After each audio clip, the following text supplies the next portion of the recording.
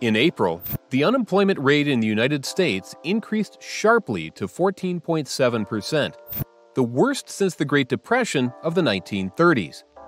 About 1 in every 7 Americans in the labor force was out of work. However, in August, the Trump administration celebrated as the country began to reopen its economy, and the rate declined to 8.4%. Does the fall really indicate an improving unemployment situation? The numbers indicate a mixed picture.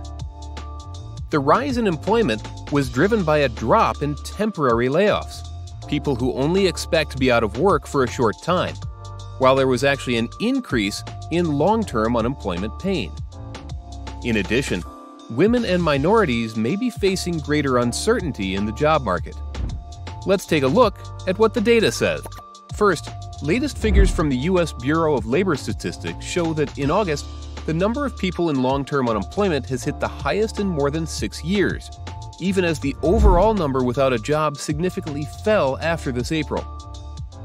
According to the official data, the number of temporary layoffs decreased from 18,063,000 in April to a still sky-high 6,160,000 in August.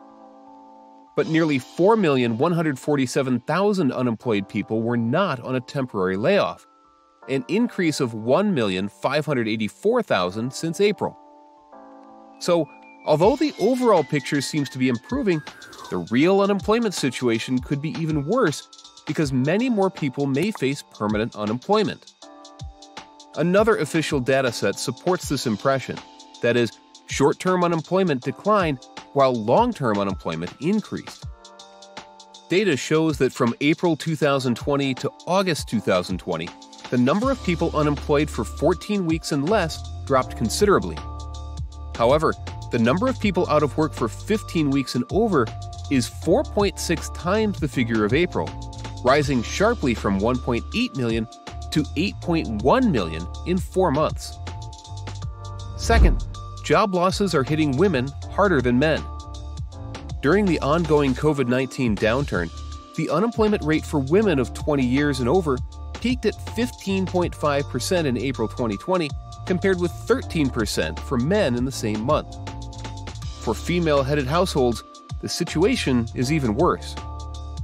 Unemployment for women who head families is up significantly, from 5.4% in January 2020 to 15.9% in April, the highest rate in 10 years. Roughly 1 in every 6 women who want a job and are available for work cannot find employment. Finally, coronavirus is disproportionately hurting the job prospects of minorities. The white unemployment rate is lower and has fallen fast. The unemployment rate for black people in August was 13%, while the rate for white people declined to 7.3%. The drop in the overall unemployment rate is a positive, but it may give false hope by masking deeper problems. The road to job market recovery could be long.